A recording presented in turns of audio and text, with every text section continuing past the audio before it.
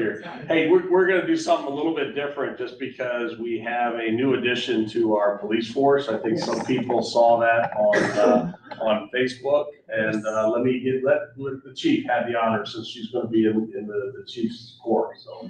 So good morning, everyone. Morning, Friday morning. Karina Richards, our newest officer. She's been here with us since Wednesday. We're very happy to have her with the police department, filling one of our 2 vacant spots that we have. Karina's got almost about 2 years of law enforcement service. She did some time with the Galveston County Sheriff's Department in the jail, about 4 months, and then she's been over at the Kemo Police Department. I'm not gonna say we stole her or anything like that, but we have her now. We're happy to have her. Karina has also her firefighter certification, and she's an advanced EMT also. So we kind of hit a trifecta when we got her here. So we're glad to have her fill one of our spots. She'll be going out starting next week in the field training, and I imagine that she'll move through the field training process a little bit quicker than usual because she's already familiar with the reporting system, same reporting system that Kemo uses and stuff. So some of that stuff we can kind of fast track a little bit for. She'll have to get used to our policies and then learning the streets and things like that. So, and then she'll be out on her own. So, thank you very much. I'll let you have it back. Thank you very much. Welcome again. Thank you. Thought we'd do something a little different. A little spontaneity. Never harms anyone. All right. Hey, I've got a couple of things just real quick. I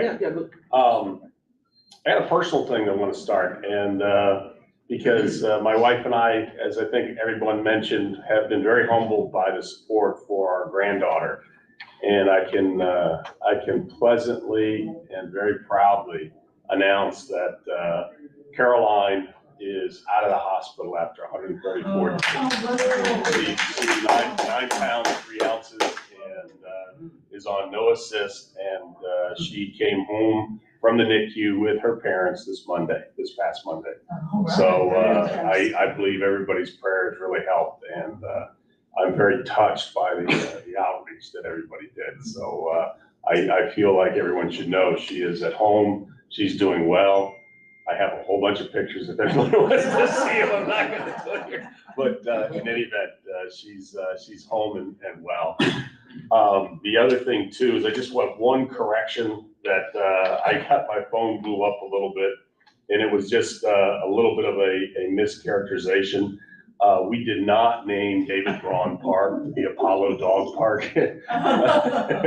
It's the dog park in David Braun Park that was named Apollo Dog Park. So no, David Braun as a very much an individual who did a lot for the city still has his name on our big park down with the pavilion. Maybe that was still his. Maybe we should have renamed the dog park and left it dog park. We make, again,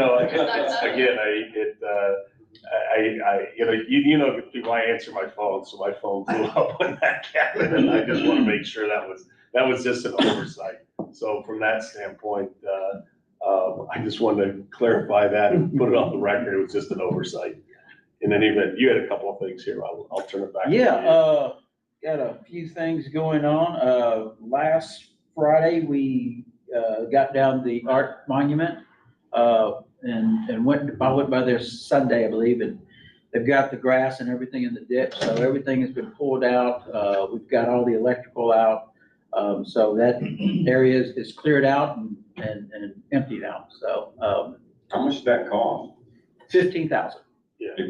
15. 15. Yes, sir. It is. If you don't mind, we went through an exhaustive effort because I think people were really wanting to make sure that we looked at, can we fix it? Do we want to make it different? Do we want to take it down? And wanting to know how people's monies would be used in order to do that. And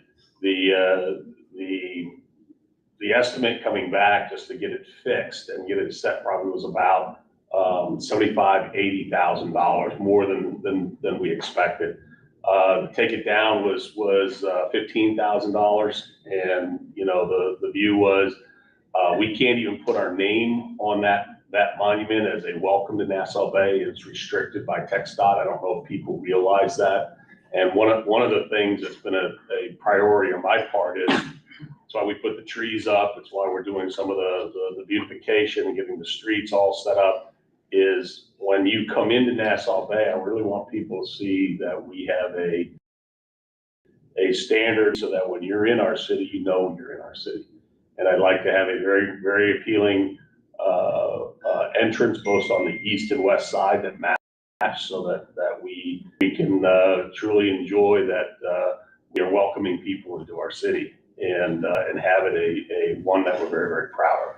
So the monument really wasn't consistent with that, so it was the cheapest alternative to take it down, and that's what we did.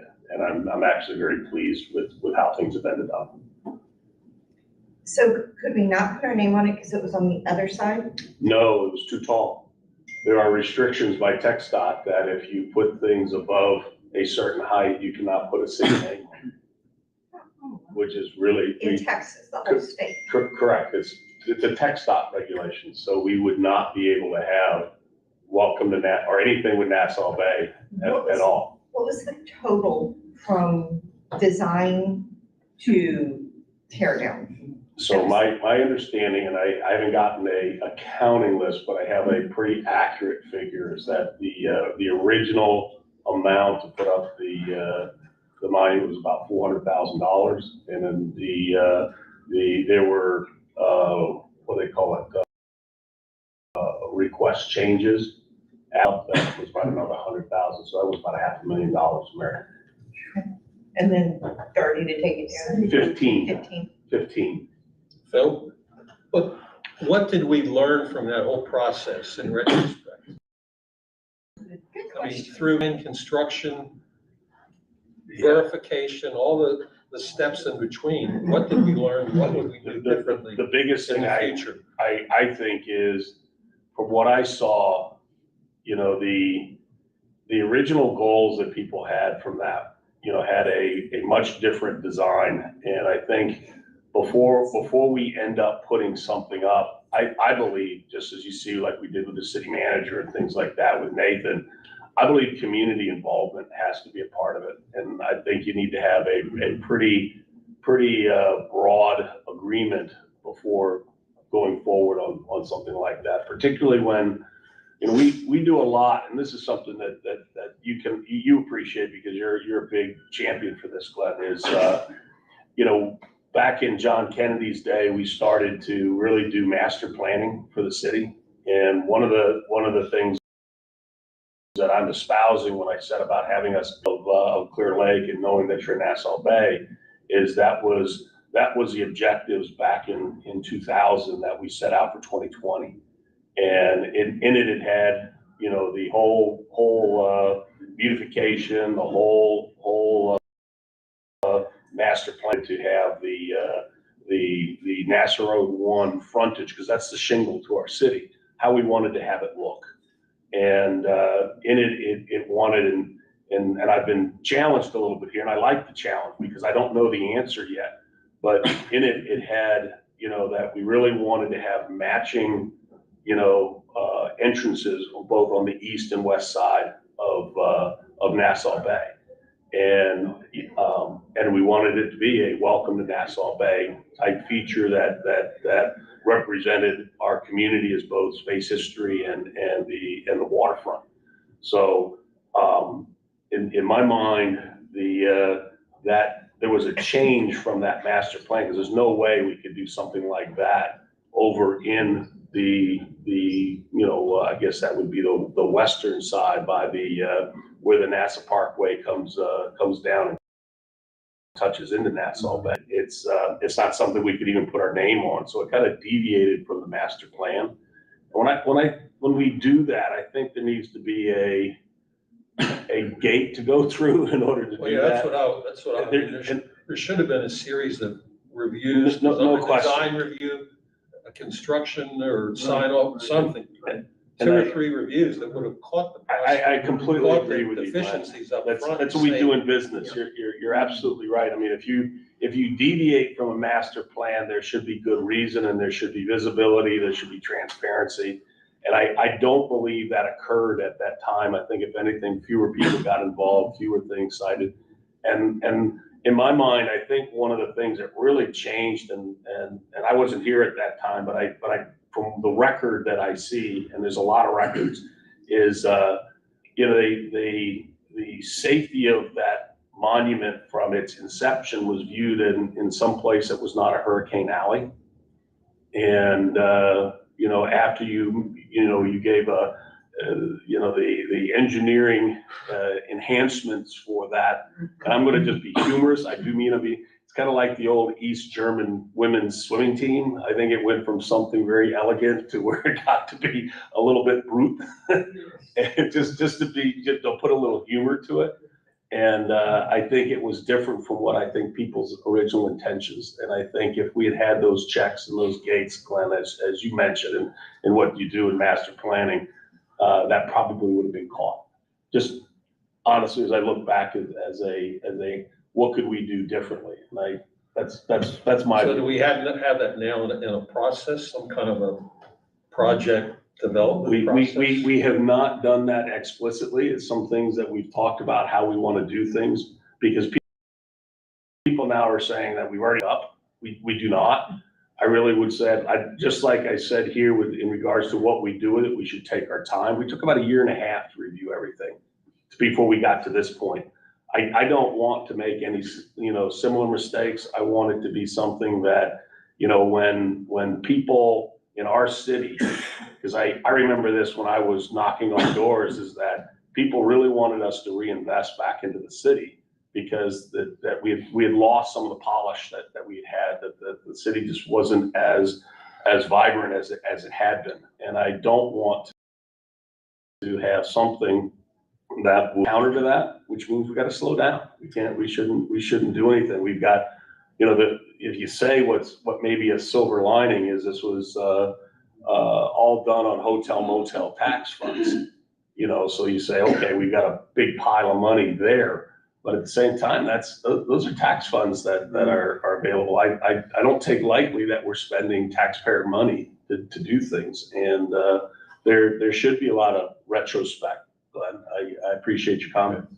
Yeah, I just want to say, and I'm not saying you're saying this, but if some people are saying that's just hotel, that's hot taxes, that's money that should be bringing people into the city to help those businesses that created the hot taxes. Mm-hmm. So that should be the prime objective of those monies. Yeah, to dance with you a little bit, I'm, right now, the wanting to renovate their property there, and I think people know I'm working with them. I would much rather see us help them renovate to a standard and a destination for where people come in than just, not doing anything to help people as a destination. Not to go off on a side tangent, but did I remember seeing that a year ago or so that we voted for bonds for the city?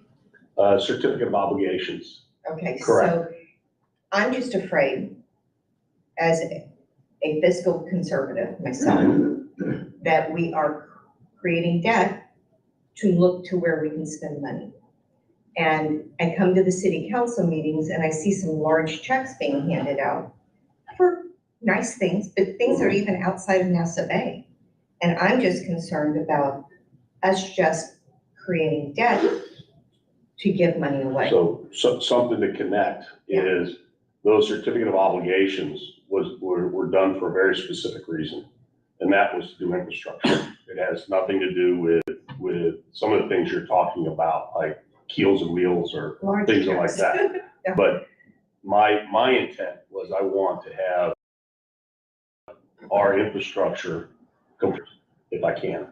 And we did those certificate of obligations because one of the things that drives his cost is that when we get into big projects like we're doing, if you have to demobilize in order to be remobilized to come out and fix things, that's one of your highest costs, because the contractor can't stay on site and do things. And that's what Paul has done a very good job with.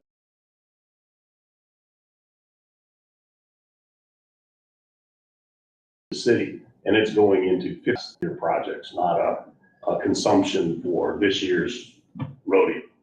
And I'm very pleased to say that we've been able to do the capitalization of our budget without raising taxes, fiscally, minded, and been able to do the reinvestment because we've kind of been faced with deferred maintenance for the city for 10 years. And anybody in operations knows if you defer maintenance, you just created a project. And that's what we're doing, where you see it in your streets, you see it in the water distribution lines, you see it along that line. And that's, to me, where my focus is. And that's, I wouldn't want to use debt for any other reason than for 50-year projects. Weren't there some technical issues with the monument? Yeah. It was supposed to light up the night sky and wasn't bright enough. So I think somebody, and again, it was done in humor, and I'm sure she's listening, but yeah, I think it worked for a nanosecond. I think she mentioned. But the biggest worry was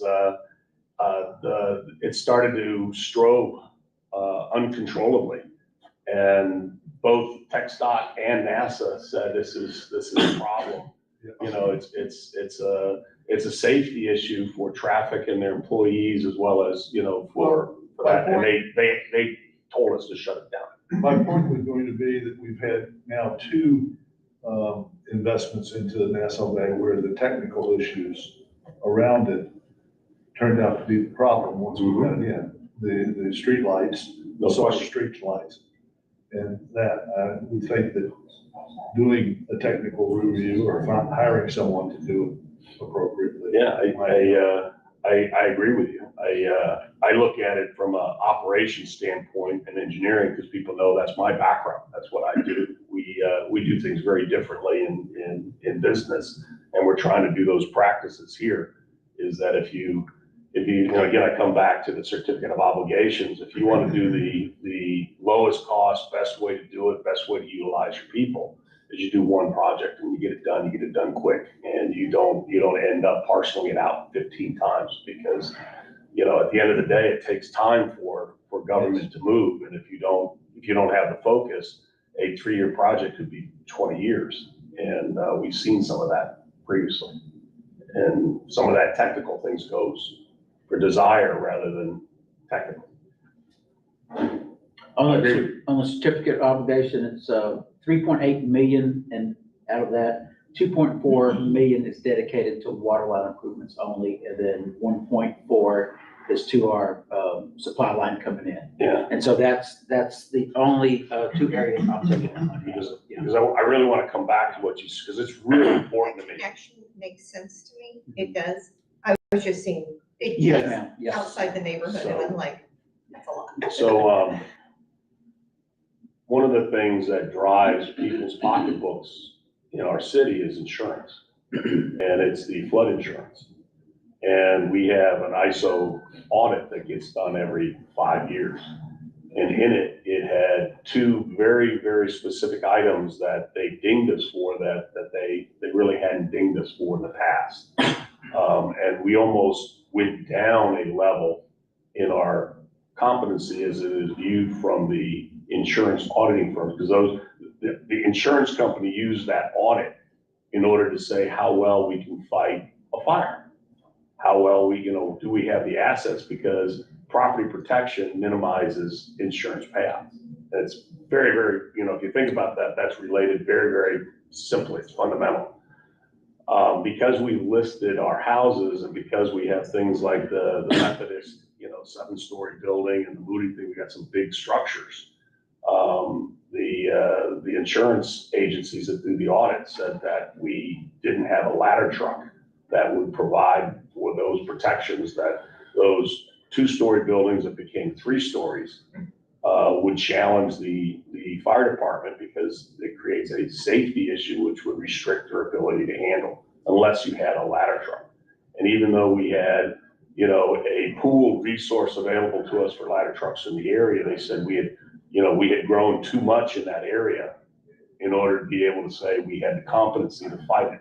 And so we got dinged for it. The other we'd started early, which I'm really glad we did, is the pressure across our whole grid for water, and specifically for their purposes, was for our fire hydrants. In many areas had become precipitously low. And a lot of that is because of the age of our system, we have cracks in it and things along that line. And this budget is correcting that. We're putting a upgraded header across from the Upper Bay Road all the way to the Hilton. And we're also redoing probably the last 4 miles of the old distribution system going to our homes to be able to not have those leaks. Both those things are high ticket, items. They're the ladder truck that we put a PO down is $2.2 million. And the work that Paul just mentioned for those two areas is $3.8 million. But all that's going into fixed assets. That's what you use debt for. Otherwise, if we paid it out of cash flow, the property tax that I would have to assess in order to do that would go to only this time period for people with property owners now. And I don't think that's fair. And that's why we use debt in order to be able to do long-term fixed assets. That's what we do in industry. And those are just fundamentals. Those are just simply fundamentals. And that's why Paul's going to be able to have, of the 15 miles of linear feet of sanitary and water lines, we're going to have completed 10 miles of completely renovating those lines in a 3-year period. And as the mayor mentioned, on the water pressure across the city, we actually confirmed delivery of our equipment on the 18th of this month. So we'll be getting a new pump, VFD, and then the control panel. So we're hoping to get that installed here within a month or two, so we can get ready for the summer. So we're moving forward on that. And that's, the mayor mentioned, we knew this was coming, so we was budgeting where to get prices and all that. So we're hoping to have a better summer this year. The piece too, I keep saying this, but people don't always, it doesn't always sink in, but the way in which we've redone the capital budget for the water and sewer fund has created about $1.5 million, maybe $1.8 million of discretionary revenue to reinvest back into those assets. We did that because we saw that the very large consumers of water really had not had any, attention to their rates, and the people of the city were subsidizing those, and I just fundamentally disagreed with that.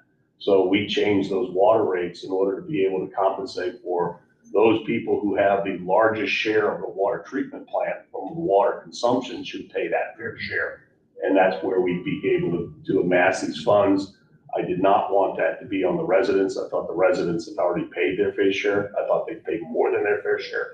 So all that's being done on our commercial residents who consume very large quantities of water. Are those the hospitals? It's the hospital, it's the Chick-fil-A, it's the apartments, it's the large consumers of water, those businesses. And that's what we've done. And that's why you've seen the general fund free up. We have more funds there because it didn't have to subsidize the water and sewer fund. So you see that we're putting in money there. And, I'm going to say right now, we're doing long-term planning, some things, Glenn, you appreciate quite a bit. When we get to October 1, 2025, we have the ability to pay off all the certificate of obligations, or we can address some other really long-term, infrastructure issues because we'll have the funds to do it. And we'll do it from cash, not from certificate of obligations. And I personally would like to see, even though I give a high degree of credit to the infrastructure committee over the last 25 years, we've not really had the funds to address some very, very chronic issues like Lake Nassau is only 2 or 3 feet deep. It does not have the ability and the capacity to be able to handle a 5, 6, let alone 10-inch rain.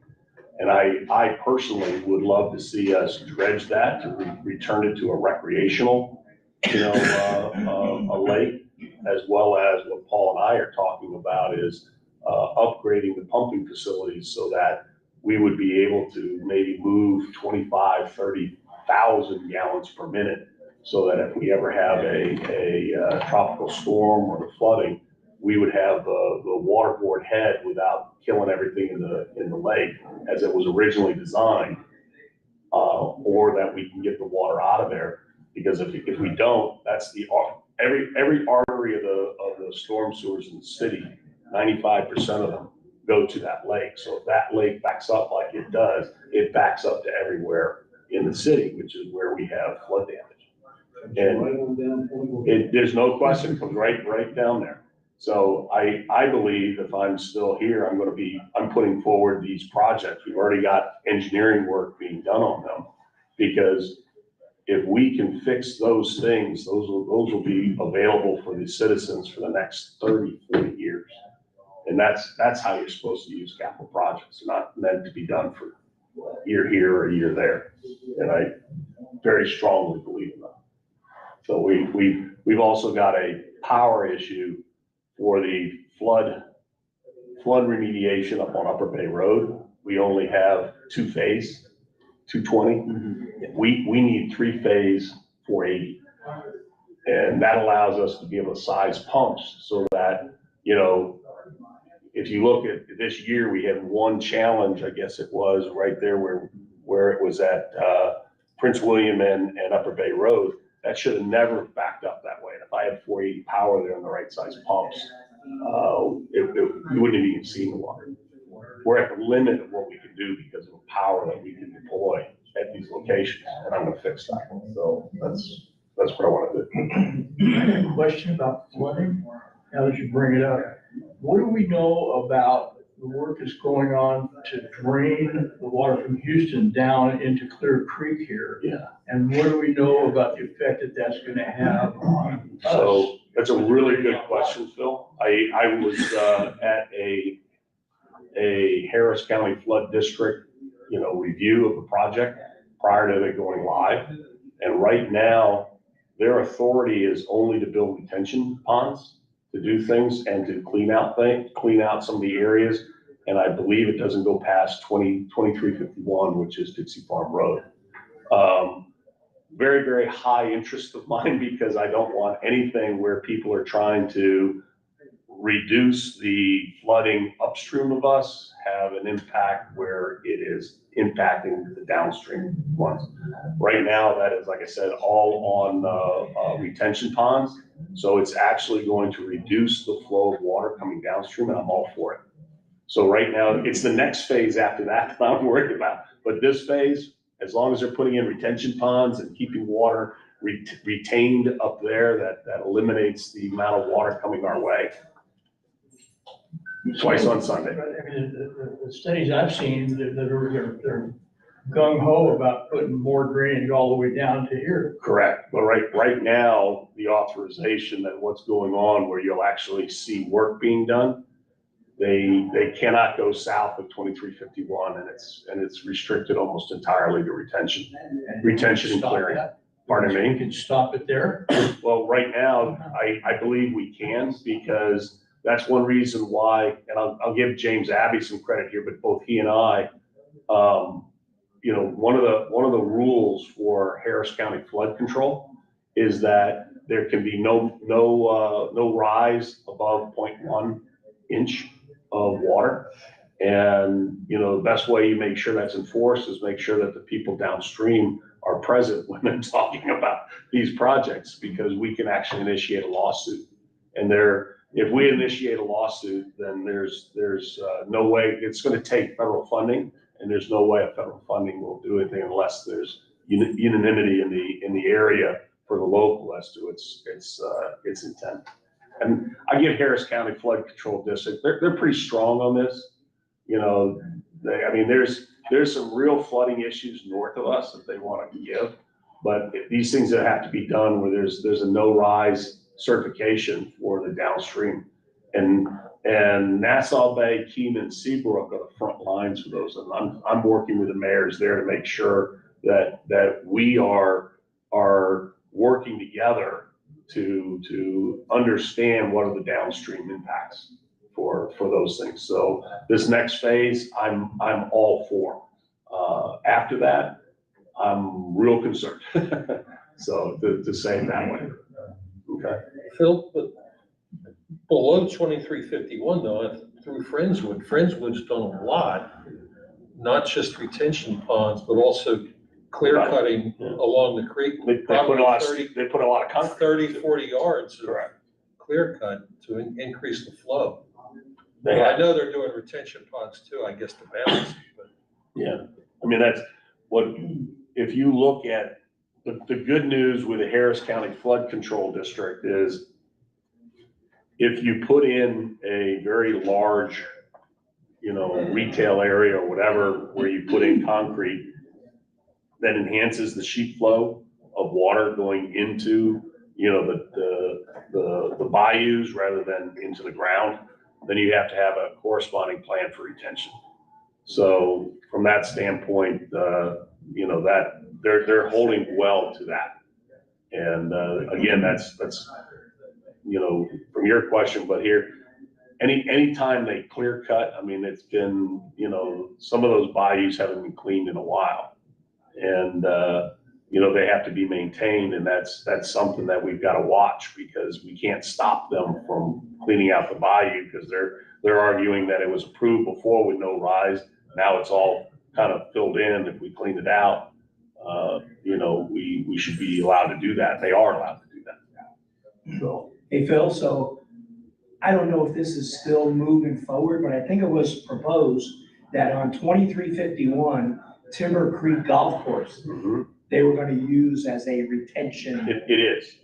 Is that going forward? That's one of the main aspects of this. Is that good news or bad news for us? That's really good news, because that's a huge, unless you like, the golf course. Well, Phil and I mean, there's depends on which issue we're talking about here, Pete. I like golf, but I like water, planning, safety, a lot more. Right, Paul?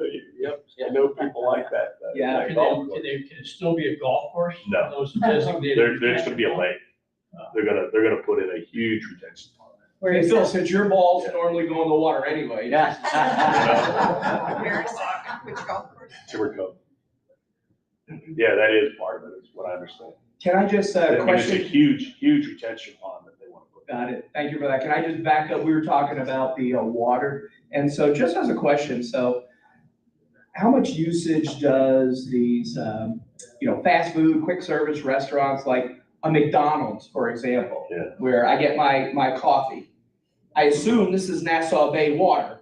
It is. What this coffee is. There's no question. And that's everywhere, right? And so like the soup, i.e., right, over. All of the above. And The water to clean the floors, to use the bathrooms, you name it. and their iced All- teas and coffee. Everything. How much, Paul, so how much do these fast food restaurants, how much water do they consume? Is that a big deal, or is it? I mean, we talk about the hospitals usually. Yeah.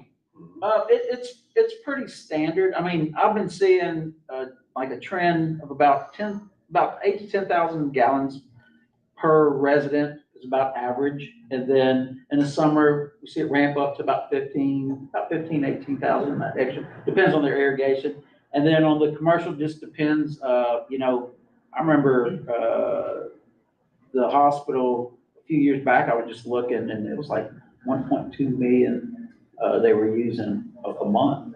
And so, and then the other ones, it just all depends, but, they're probably in the 40,000 gallon range, probably around that. I think what dwarfs that is that we lose 13, 14% of all water that comes into Nassau Bay. Yeah. Right, a lot of people don't know that, because of our old system, and one of the things that are going on, and I was very concerned with this water leak that we had on Point Lookout here this past week, and that was part of the new one, but it's right at the juncture. It's still old infrastructure, which I understand. It's very close to where we've done some upgrading. But I mean, 14% of water just going to where we don't know out of our system, we have to pay for that. I mean, Do we have a plan to lower that 14%? Yeah, so the rule of thumb is you want to stay at 10% or lower. Back about 15 years ago, we were at like 30%. And then, so we did an audit of the city, we were checking valves, we were checking, make sure we weren't losing water. We brought that down to right under 9%. And so, when we went to the Texas Water Development Board, that's one of the first things they look at, is your water usage. So we have to make sure, we know when the fire department, is flowing. We track everything from our water leaks, and then I send that to Robert. And then we put that, we need some really good, just in case we have to go out for loans again, that's the first thing they want to look at. So we stay on top of that constantly. Yeah.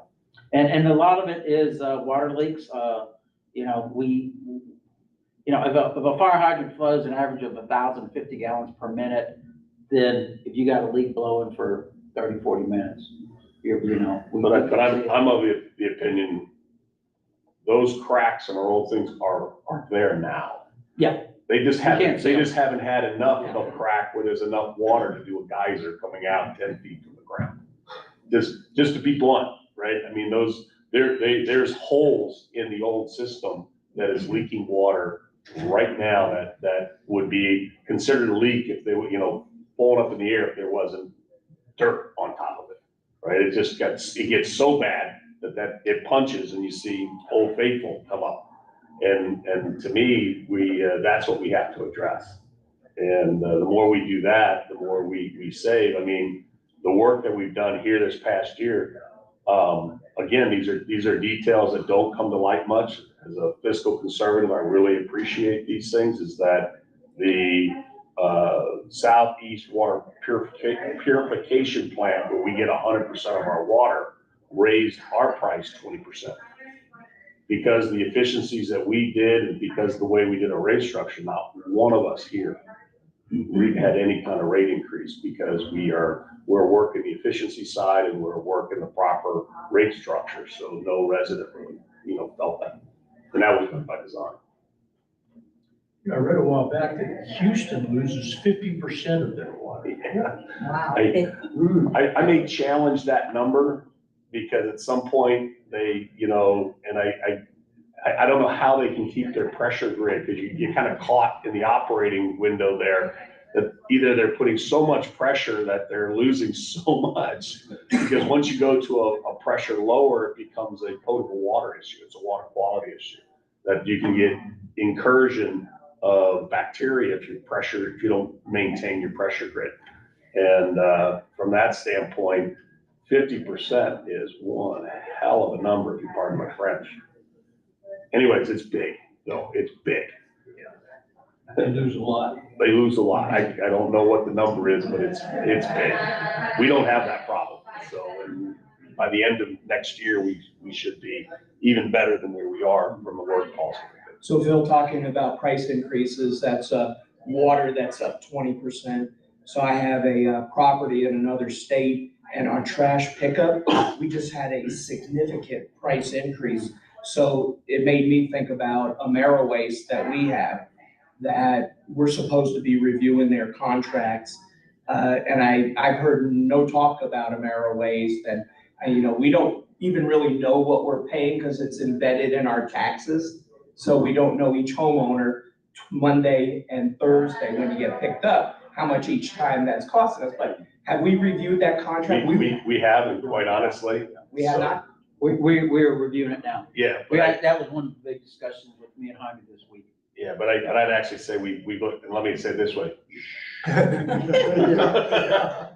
They haven't looked at it. We have rates that have not gone through that thing, to my understanding, because my business, we deal with landfills and how to help them environmentally maintain things. The waste charges for, any city across the United States have basically doubled.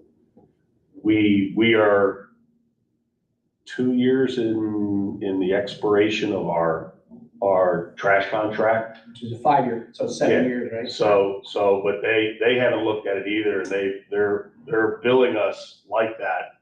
So quite honestly, I don't mean to be funny, but I mean this is here. If we raise it, I'm pretty convinced that they will come back and say, oh, we forgot about this little enclave, and up our rates probably double. So if I ask you the question, what does it cost each of the 1,200 homeowners on a Monday for our trash to be picked up? How much does that cost And I us? would say half of what it will be if we keep talking about this. I would then say, I appreciate that answer. How about giving me $1? Yeah, I think, what was it, $25 or something? I'll come back to you on that. 25 on a Monday and 25 on a Thursday? Yeah, I actually think it's $50 a week? per week, I think it is. Let me come back to that. I believe right now we've got the best, trash removal rate, and that's why I said when we talk about this on public, I really don't want on airways to find out they're not doing their own contract, maybe, I just want to say, I love the fact we have it twice a week. Yeah, right. I love that we have it twice a week. A lot of other communities have it once a week. It's true. And not only that, but then we have, backyard pickup, right? Which costs a premium. Which costs a premium. I'm just saying is, Will you pay? whatever, I'll get you the number, but whatever it is, it's half what we're supposed to be paying. They do a really good job. They do. Occasionally, they fall off with one guy, but they do a good job. I just wanted to say, as a point of interest, as we were talking about Houston and water and this and that, I've not gone myself, but I've heard, a friend of mine went on a tour of the Bayou, Buffalo Bayou Yeah. cisterns underneath. Yeah. And it's like these old water systems, and apparently it is just amazing to go on that tour. Yes. There's an art exhibit now or something, right? I'm not sure, it's underground, and I'm gonna look into it, I've seen pictures, it looks amazing. Yeah. I believe that was some of the old infrastructure for water, potable water drinking systems. If I remember. I believe they still have some wooden lines too. Some wooden water lines, yeah. Unbelievable. Serious, yeah. But I think from an infrastructure standpoint, we're doing more now that says we are putting in and repairing more than what's depreciated. And I'm just saying, your eyes are the best, vertier in regards to how well we're doing on that. So, if you look at the streets, if you look at the activities, you look at water rates relative to everything, you can see the work that we've done has paid off. And, we're gonna continue to do it. I feel like we've only just done the first third of what I think really needs to be done. How are we working to improve our third-party infrastructures?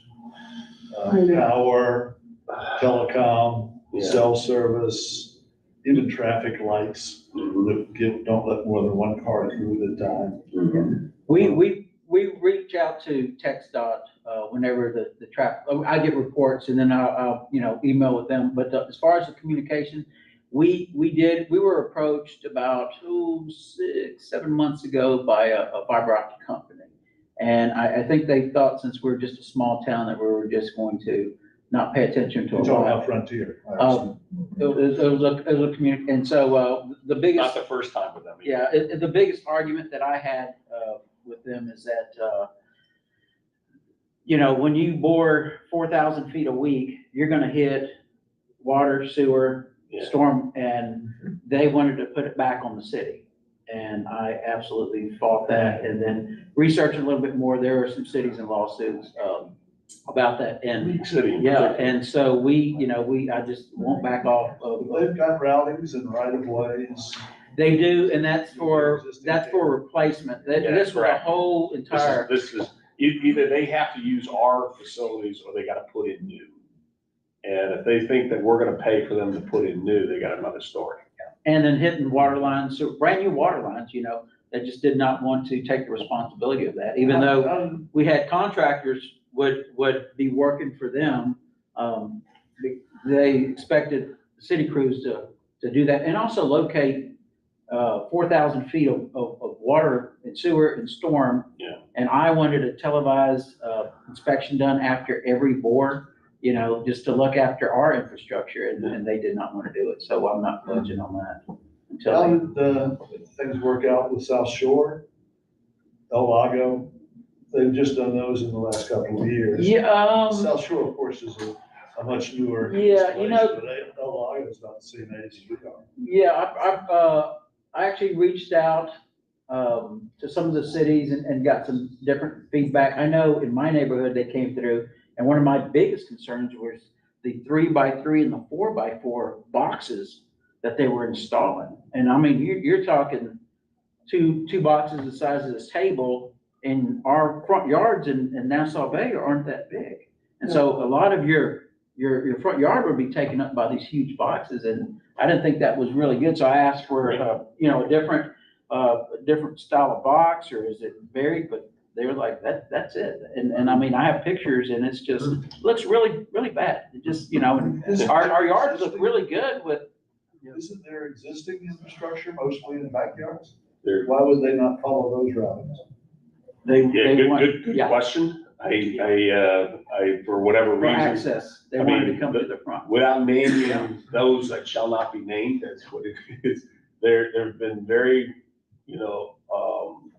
stubborn in regards to working with us. They've got a way of doing things, and my understanding is people after the fact have had some real service issues with them that's caused lawsuits. I wouldn't be here if I hadn't had a lot, real service issues. with Yeah. Comcast. So, I mean, that's, I will say this is, again, from where I sit, Paul's done a good job with CenterPoint. If you've noticed, they've been more responsive. You haven't had the power outages, particularly on the east side of the town in the Bell Harbor and Swan Lagoon. We were seeing quite a number of outages, which I call third world kind of power stability, which has all been resolved. And, we still have some issues, and it's going to be one that's coming up now that we're moving into tropical season, is just storms and things like that, branches fall that break lines. And Yet your two-phase, three-phase, power issue is definitely power infrastructure. Power. Yeah. I mean, it's an issue, so. Are we still on the hospital loop throughout the main east part of west part of the town? We absolutely are. Okay. Absolutely. So that outage we had back in 2021, 2022, was it? Where the tree took out the feed to the underground? Yes, correct. I mean, We're still tied to two sources of power and my understanding is yes. don't have to worry about brownouts. Yeah, we don't. I mean, if you go back to the time periods where that was an issue, we were not part of that schedule. Obviously, our electric bill is including a penny a kilowatt hour For for protection. infrastructure improvements due to protect from the freeze a couple of years. But they redid a whole area that was just old and was on the, how should I say, cusp of its lifespan. Talking about the firehouse and. No, it's further Hospital. down. Lakeside area, Lakeside. that lakeside area.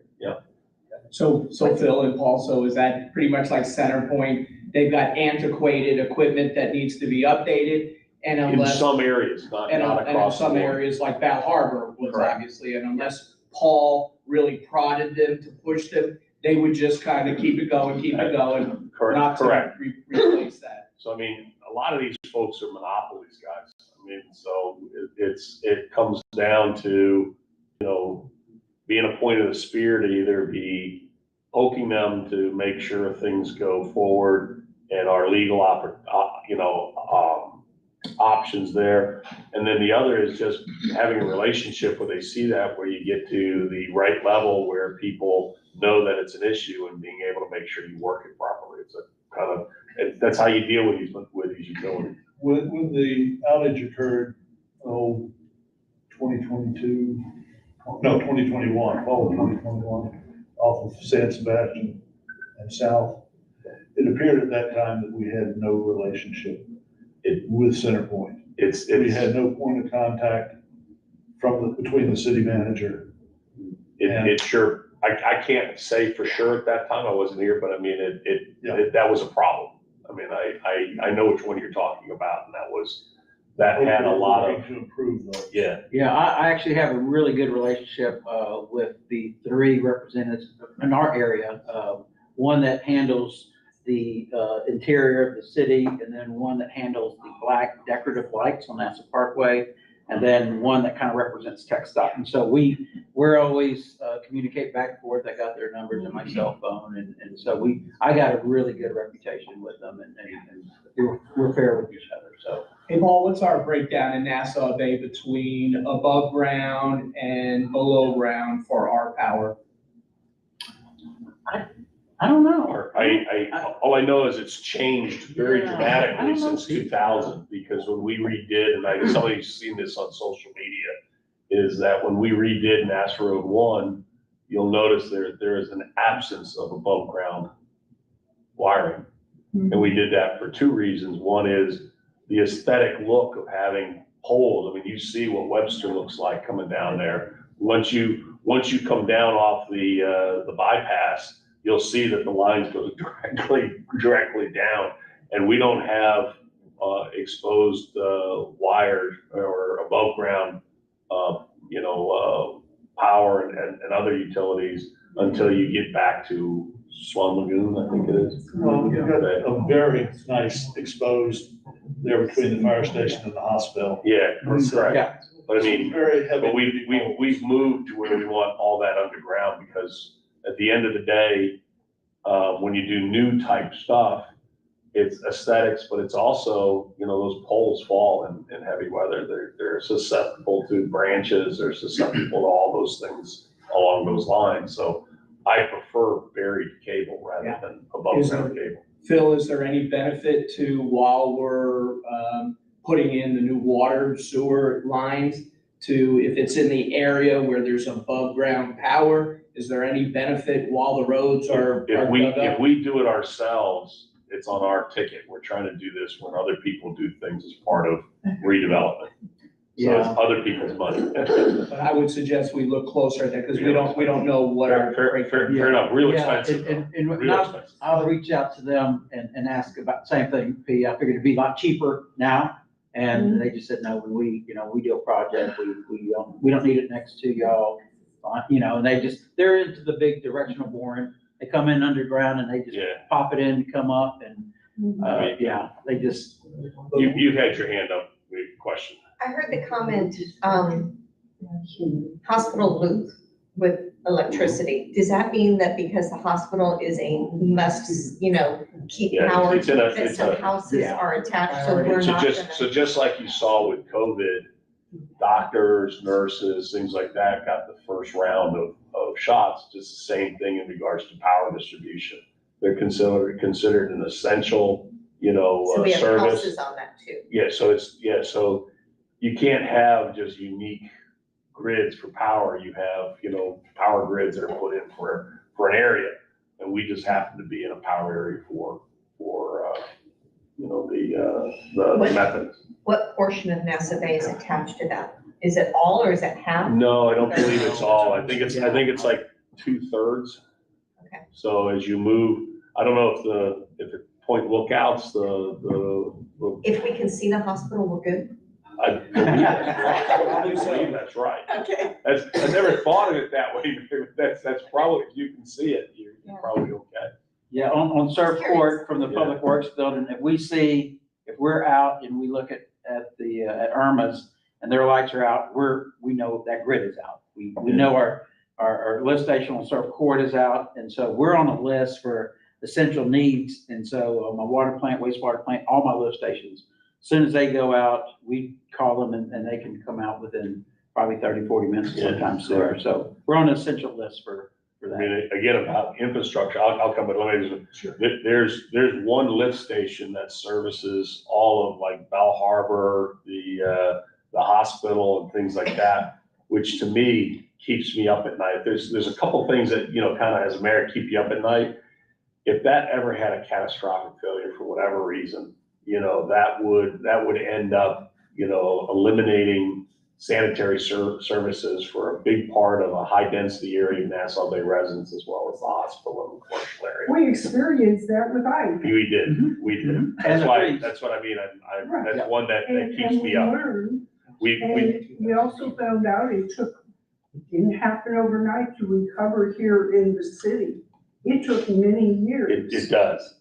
And that we've done infrastructure to just help out with the power. Which is But fantastic. coming back to Glenn, like he's my master planner guy over there, is, we've actually in our budget looked at capital spares to make sure that we have things, because that is an area that to me is a weak point that people, it doesn't get much visibility, and it's just that's an honest fact.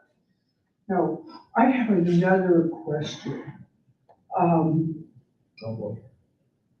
What, get water out of the brain. Okay, what is kind of the outcome from Panda and Chipotle Yeah, and so, Ruby's? good, keep going, I don't wanna interrupt you if you have a. Just want to find out. So right now, there's what two the things. recommendation is from planning and zoning. Correct, so it just went there, so let me, this is a little bit of a long story, is, it originally came to council from planning commission, where the planning commission voted 4-3, 4-4, 3 against. And, came to us, and it was a legal description of about a specific use permit that I had real issues with, it was trying to, if there was anything that was gonna happen with that, somebody could challenge the decision, because we can't as a council decide whether or not a Chipotle is good, or a burritos is good, or a McDonald's is good. If you have that, the only oversight that we have is on drive-throughs, traffic, and safety.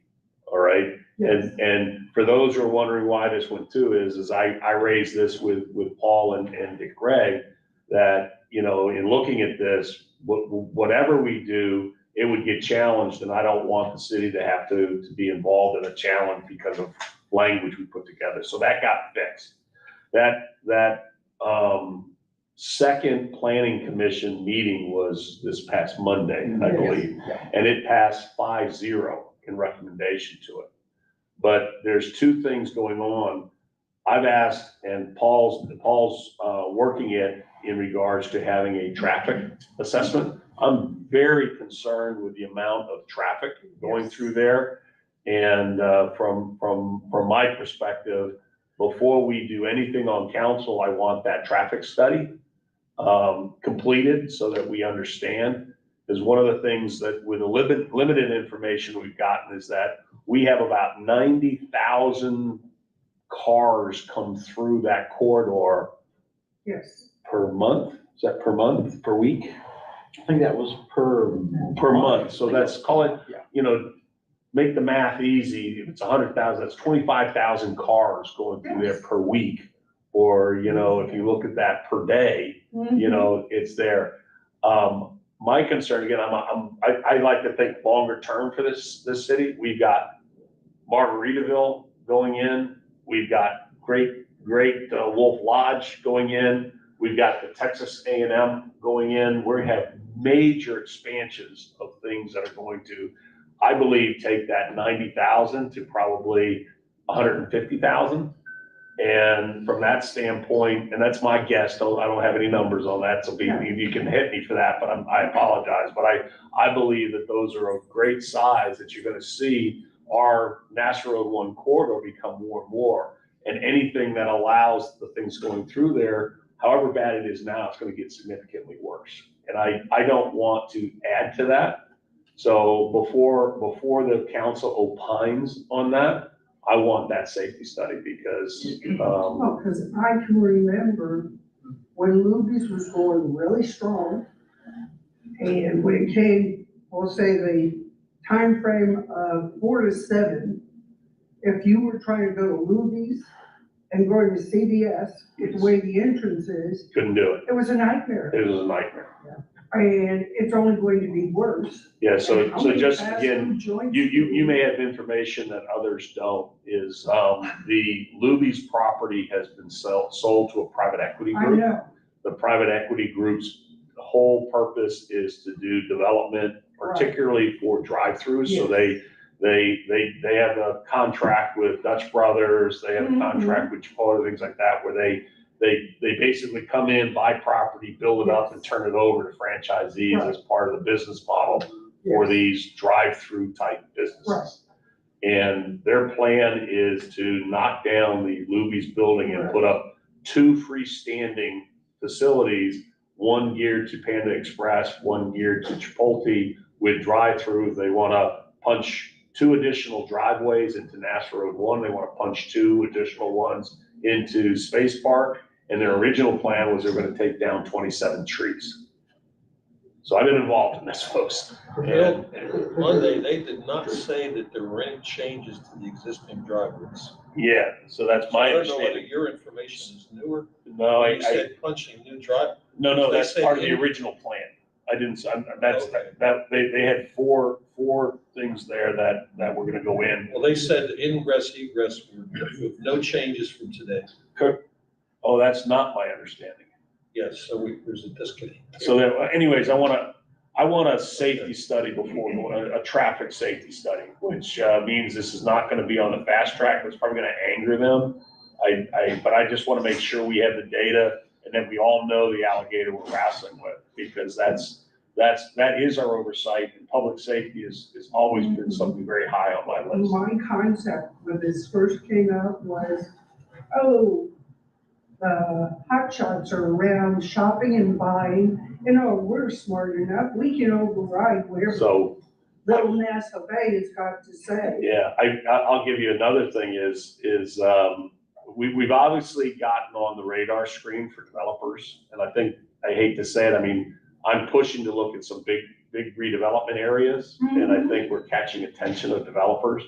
I've had a developer call me up on Arafat's property wanting to buy and put a Popeyes in there. And I told him, good luck. Yeah. We've caught the eye of developers, and, I personally want to make sure we do safety, and I also, again, I come back to the master plan that we did back in 2000, is that we really wanted to have a destination here at Nassau Bay. And I don't know how food in a bag and drive off really means people stay here and do things. So, I mean, we have very limited authority here, but we need, what authority we have, we should be very judicious around, the aspects that we are geared for oversight. We still have, 4 storefronts between Five Guys and Wendy's? There's 5 there. Correct. That are empty, right? That's one of the things I've heard from both the developers is saying, be careful what you wish for. You've got a current retail, strip center that is empty. And And that doesn't really have to say. Again, I'm involved in this, I asked them what their dollar per square foot leasing would be, and it's 2/3 of what the people at Five Guys, I mean, they're really asking for premium revenue for that place, which to me is why it's empty, not because it doesn't have a drive-through, or at least that's what I believe. Personal opinion. Oh, I believe it too, Yeah, because when you personal start opinion. looking at rental, Yeah, and depending upon what's going in there, if I, that could be, minus. for yeah, a if number of I years. look at it in dollar terms, what normally that goes for is like $3,500 to $3,800 per unit per month, Yes. net. Yes. And they're asking almost 5,000. Oh, And they love their- that's my understanding, at least. I could be wrong, but that's, No, and and that's to why, me, that's gonna, unless you have some really high specialty thing, it's gonna be tough. So there's gonna have to be a realization, this place is gonna grow to where we attract something that can pay like that, or the price has gotta come down, or it'll stay vacant. Is that higher or lower than what Five Guys and the donut shops are paying? Much higher, It is higher. much higher. About 30%. Hey, Phil, so, I was at the planning committee meeting on Monday night, Glenn's a board member, and they did a traffic study. And they said that, Glenn, tell me if I'm wrong, that's why they're the planning commission, they planned this. They already did a planning study and approved it on the traffic flow for the drive-through. What are you asking for? That was provided by the group, right? That's what they did. You'll have to ask him, I don't know what was. That's my All I know is, they said before they voted that the traffic flow of the drive-throughs was already examined by the planning committee that Rod Malinot chairs, and it passed, and then it was voted on, it passed 5-0. So I don't understand what the delay is now. I mean, the view is. I don't quite agree with what Pete just said. That's what I Well, don't you're on either, the right? That's committee, not the so information did I you- heard. Well, that's what Rod told me, is did you not Well, maybe approve the Rob did traffic something study? that I'm not aware of. No, he said he wanted it requested for council, I don't think it was available, correct me if I'm wrong, I don't believe he saw a 2024 traffic study of the impact it would have on Space Park and other things through there. I don't believe that was the case at all, Pete. Well, I don't know if it was a traffic study or if it was examined, but at the last city council meeting, James Abbey asked Rod Malinot at the meeting if they had looked at the traffic flow for the drive-throughs, and Rod said yes. No, let me just correct that earlier. What I know he asked was, did they actually have a study? And he said that was something they wanted them to present so that it would be available to council, not that it was done. No, I'm he said, just saying, did you I don't look believe that's the case. very clearly, he said, did you look at the traffic patterns? So let And me they said yes. say it differently, Pete. I've not seen a traffic study that from my perspective, that isn't from like 2012 or something like that would address anything for me to say I have questions. So if it's there, I have not seen it. I don't think it really came. I think they looked at the traffic within their property line, Yeah, their parking lot, their driveway Correct. lane, Okay, not the surrounding streets. yeah, and how it aggregates with the other businesses. So, and that's my concern, coming back to what you said, Because, for is example, if we do it in isolation, it may look like, it's peanuts, but you do it in aggregation and it's like, holy cow, what are we doing? you know where the new donut shop is. Mhm. Parking is getting extremely tight. Correct. That business has really got it together. But it also has put, a strain on what parking spots are available. I mean, Yeah. you end up parking down at the other end of the strip and walking down to the donut shop. So again, you also can park behind the business. I'm gonna say this, and just because I think, Right. in essence of time, I have not seen an aggregate traffic study around, the area, the amount of park, let alone, because parking's part of this, pedestrian, things like that, for the addition of 2 businesses and the amount of traffic that they're having on that corridor. I have not seen it, Pete, and I'm asking for it. You're looking, because this came back out of the planning commission, which I thought was, by drawing a line here, is that was information that they said that they thought was needed, and from the planning commission, I'm worked with Paul to work with Sue Darcy and others of people who do this for new development and redevelopment to make sure that we have the right, information in front of us on the impact. And until that happens, I'm not gonna let it go forward, just so I wanna be satisfied. So you know that every month you delay in letting these businesses come in that are gonna generate $6 million in sales, 8.25% sales tax. That means that each month, Nassau Bay, money we could be using in Nassau Bay, that you can direct, over $4,125. Yeah. And you're delaying. And I go say, and what is that worth to one kid that can sit on a bicycle? Is that worth it? Well, you have, One kid get hurt, one well, kid. that's why you have a planning That's commission. correct, but no, I'm just saying, that did this. I heard your numbers, and you're right, that's a legitimate argument. But I'm not gonna put a kid's, riding a bicycle up through there in jeopardy either. We've So- had 4 years that Luby's has been an eyesore and now a drain. I don't disagree, Pete. Pete, Police you've got a valid point. The question is, you don't do it blindly either. That's why you have the planning wouldn't- commission. No, Did they do because, blindly? because they made a recommendation that has not been satisfied. You think it has. It has not. And I'm sorry, I'm not gonna put people in harm's way. I just want the data to be able to say that I can look you in the eye, I can look everybody else in the eye and say, yeah, we don't believe it puts a person a kid on a bicycle in jeopardy. So until I have that, I want to make sure we do the right thing, Pete. Nothing was mentioned at the planning meeting about having to do an in-depth Nassau Bay traffic study. So that's why the ultimate authorization is at council. And that was something I ran on too, to make sure that stayed in this city at council for people who are voted and take that responsibility, that's a recommendation, not an authorization.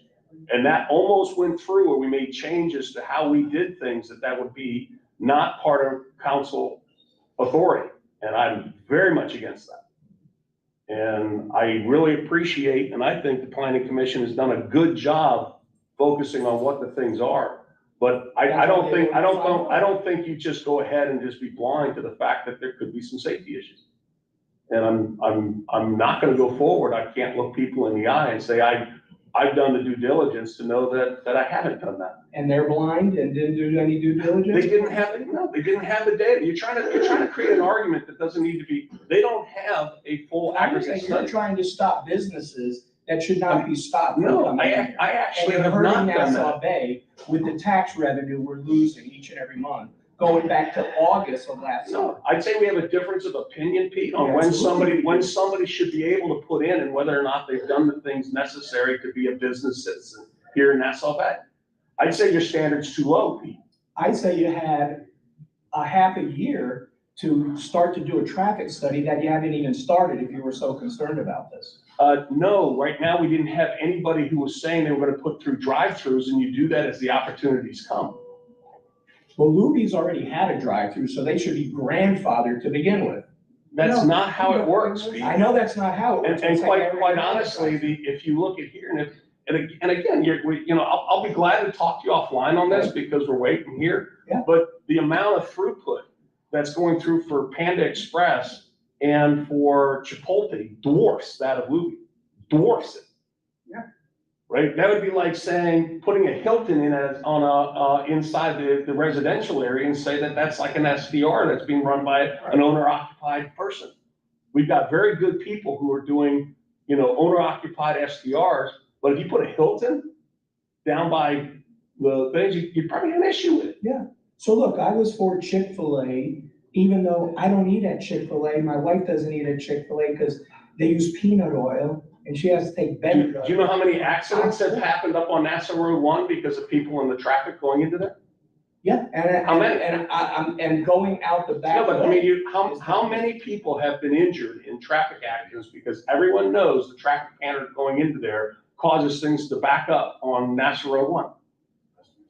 How many? You're talking about from Chick-fil-A? From just Chick-fil-A? Okay. How many? So I don't know about that. All I know is it's difficult That's to what I'm get out getting of at. the drive-through. So people, those are legitimate. What's that? How many? I don't know, but I know that it's happened, and that's what I've asked him to find out what the traffic patterns are and how many accidents we've had out there. Okay. That data is not available. And I'm just gonna stand on my guns that I believe that that's a legitimate question to ask to make sure we do it right. And Rather than make mistakes like on monuments or stuff like that, we haven't had enough review. So if there's a safety issue that may be there, I believe we should vet it out. You can't A fight little off the subject, safety from You can't, I mean, you can't. a little off the subject. I'd like to ask about 2430 Baycrest. Yes, correct. So, right. What is the resolution? What's going on? There hasn't been a resolution. What I understand from the most recent discussions is that the current location of the dock going out is going to change. The way it's set, so that means there's gonna be construction that was put in that is going to have to be taken out. Okay. I think they're reverting back that the only thing that they can do that's what the interest of the owner is to put it back like it was replacement in kind for the original dock. And for that, we've had a meeting with the owner. He's got to provide what that is so that we understand what it, from the GLO. And that is currently a document that's outstanding. So I've heard different stories as to whether or not that document even exists. But that's to me at least where the discussion is now focused. So all the pilings and all other stuff's gonna go away. Correct. So it's got to go to the other, if I remember, he's got it coming across, and that's got to be taken out and moved up, so it's a straight line going. Giant pilings, going. Correct. 20 feet. My understanding is it's also got to be, it's going to be restricted to the 9-foot height. So is this something we're asking the homeowner to do, the property owner, or is this something that the city is at all engaged in? The city's definitely engaged in The this. city's paying for this? No. We're asking the homeowner to do it. I thought you meant it. I'm all about money. So yes, let me put it this way. It's a derelict here, is that? It is. It's, so we, just as you build your house, you have setbacks, you have all the different things around, what you can and can't do that are part of the ordinance that we pass up on city council that restricts what all you can do. So you can't put a Hilton in the residential area. You can't put, a 5-story tall, home, because there's height restrictions, there's setbacks, things along that. The current owner, and I'll say this, I think he had the intention of doing things properly. He actually got a building permit that was let by the city to do what he's currently doing. And based off the neighbor's involvement, it was found out that a mistake had been made. That he was given approval and now we're changing Correct. it? No. So we stopped that. He came to the Board of Adjustments. Board of Adjustments did not grant the waiver. So he's got to go back to either one of two options, which was either build a dock, which everybody else on there has built to. There's like 3 or 4 that I know of. Correct me if I'm wrong, but there's 3 or 4 that are there. Or he has a grandfather for the dock that used to be there, eons ago, that he just is going to replace in time. My understanding is he's not doing the former, he's doing the latter. So, and there means he's got to come up with a data to say what was there for. He currently. I just know that, and I thought there was still controversy over whether, there was lawsuits involved or anything. There's no lawsuits that I'm aware of, but I think there are people who are surrounding this to make sure that how it gets resolved to, the legal, truth. And there may be a fight over that. So, but it has not initiated, and I'm trying not to do that. What I would say is, from a financial standpoint, Mary, is the work that he has put in to date, based off of a building permit, is dollars that he's out of his pocket, and the city should be responsible for that because they were the ones who allowed them to stay. As soon as And I heard that don't believe the portion of it- citizens should be responsible for something that they did under good faith. As soon as I heard that portion of it, I'm like, Yeah, correct. if we told him.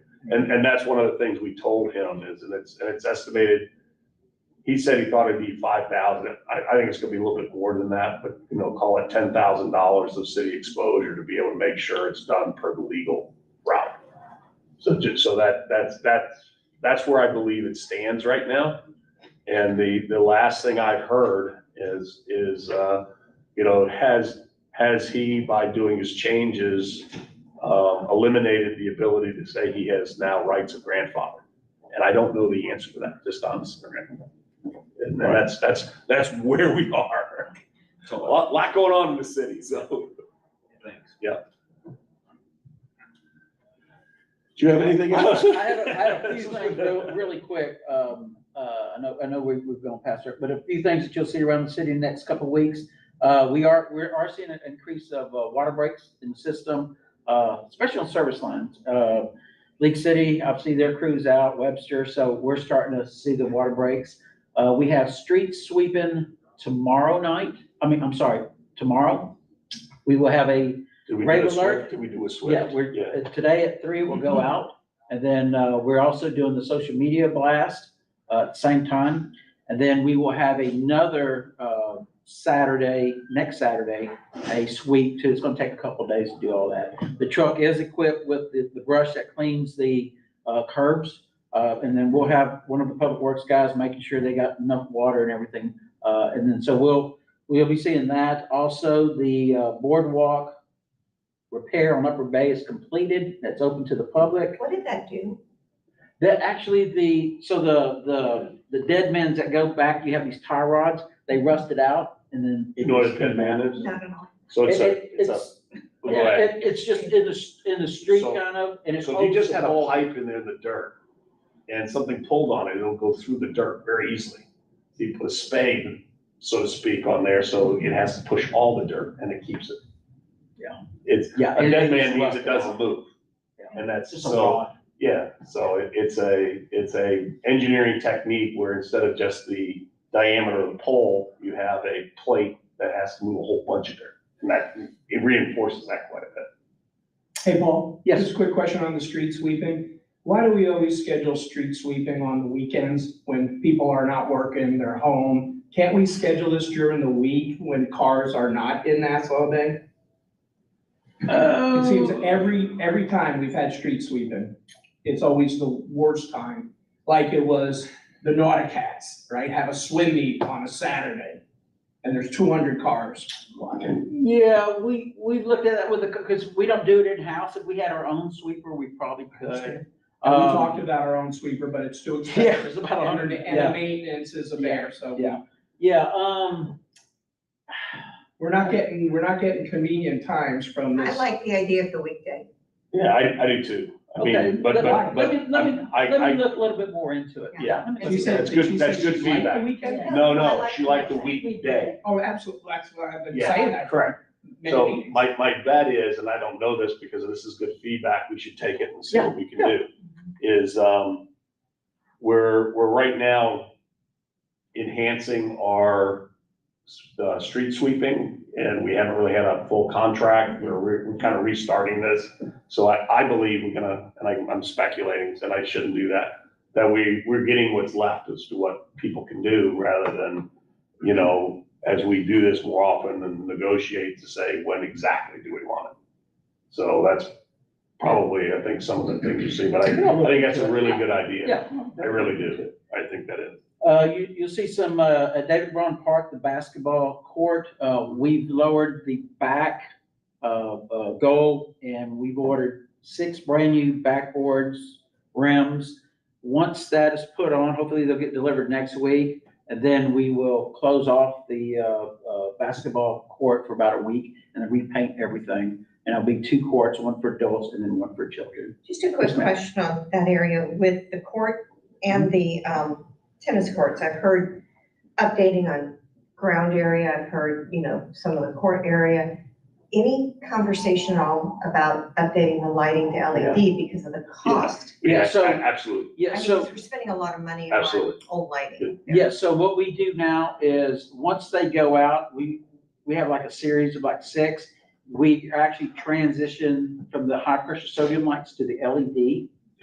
And so now we want to make sure the structure of the lights are in good shape. So we're looking at that, and I may Are you bring doing that to retrofit or just replacement? retrofit for the bulb itself and the connection. Because the industry does not recommend retrofit. That's like not a good way to do it. The industry- Okay, yeah, I'll look into that. Yeah, because we have, I'll have a side conversation. yeah, because we have an electrician that does that, one of the big electrician companies. Do you, Yes. do you bid out the job at all? Or are you Not- just going with somebody that you've used? Typically, when we have about 4 lights out, because they have to rent the lift. And so we do the light bulb itself, but then they do the retrofit. And that's very minimal. Okay, but the lift is expensive. Do y'all have the lift? or No, are you renting it? that is included with their cost. Yeah, Yeah. but lifts aren't that expensive. The only reason why I'm suggesting is that some of those projects, it's better just to do it at one time. Yeah. And have it uniform and have it all. Usually the cost associated with the power consumption of LED versus the sodium lights is the driving factor. And rebates, there's rebates. Yeah, correct. So we'll be looking at probably replacing all of them. Yeah, so she's asking the question is, yeah, why don't we do it as a project and do all of them rather than just Because one they're at all a time? done uniformly and properly together. Yeah, correct. Instead Fair of enough. piecemeal, because when you're piecemealing it, you're asking for problems. Yeah. Yeah, that's the same approach Yeah, like we do with the If I can streets. have It's better to do it, just to do it all. And when them lights go out, we get hammered. We get them replaced pretty quick. A couple other things, the big conversation on the restrooms at David Braun Park. We've got, project manager that worked for me. He's been out in Friendswood, Pearland. He's took some pictures of some really good updated, restrooms.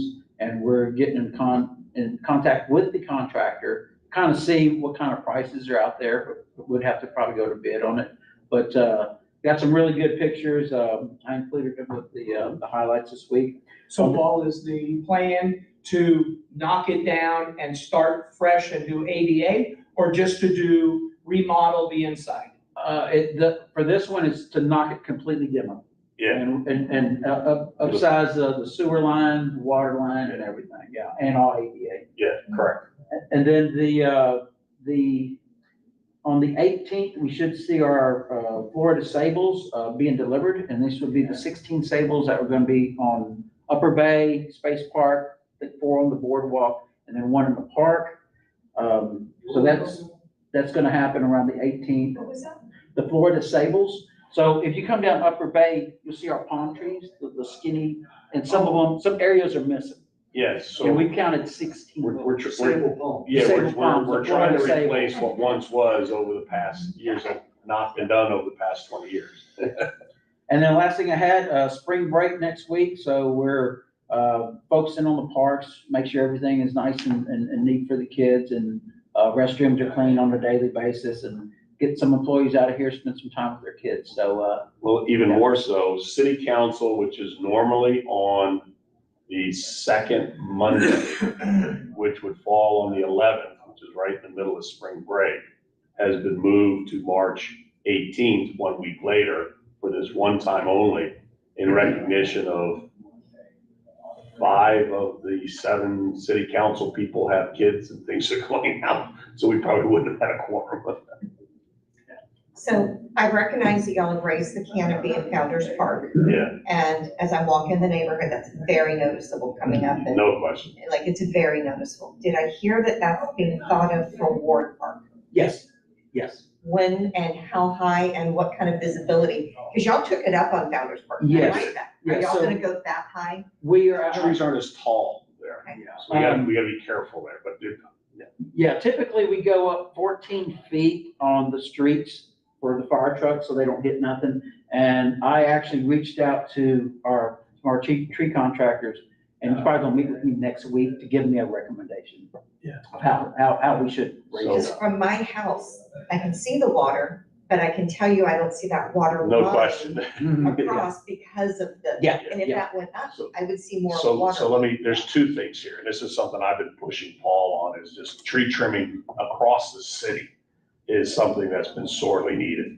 And you mentioned the one where it had a really impact to the residents, because now a number of people have a water view, which did not have a water view before.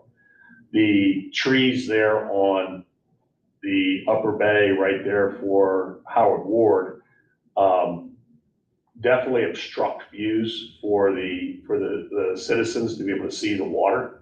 And we want to raise that. The trees aren't as tall as the ones there, so we can't go as high as probably what was there.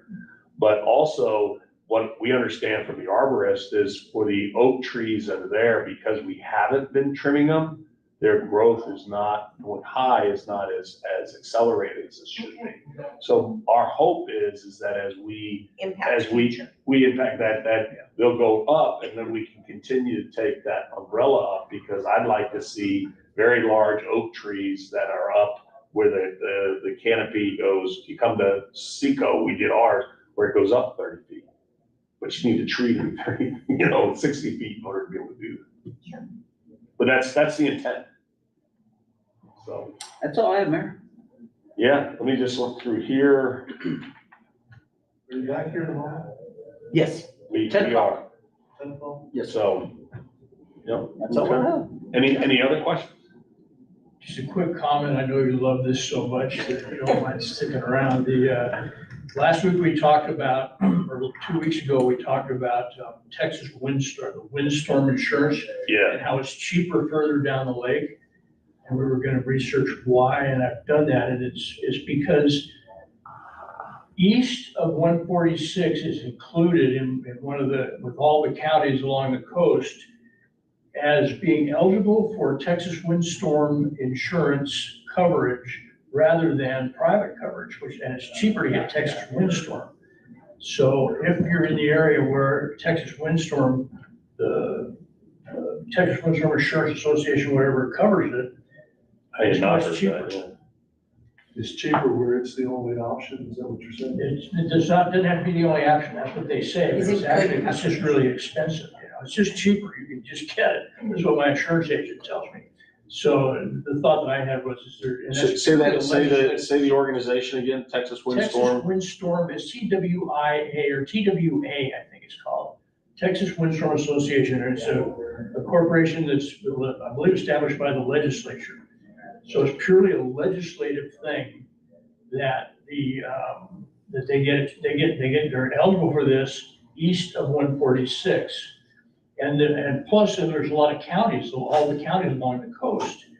So my thought is that if it's purely legislative, what would stop us from trying to get it legislated a little further east? The windstorms are getting worse, insurance is going up. We may be subject now to flooding from water coming down from Houston. Maybe we could lobby Yeah. for something. That's helpful information, Phil, and let us look into it, because I had not heard that. And, we should see what would need to happen, to be a part of that. And I don't know the answer to that, but that's really good information. Probably have to know somebody. So that's, a lot of times that's the case. But no, that's very helpful. I'll send you the info that I can have. Yeah, perfect, thank you. What else? It's 10:30, these usually go over, but thank you. All right.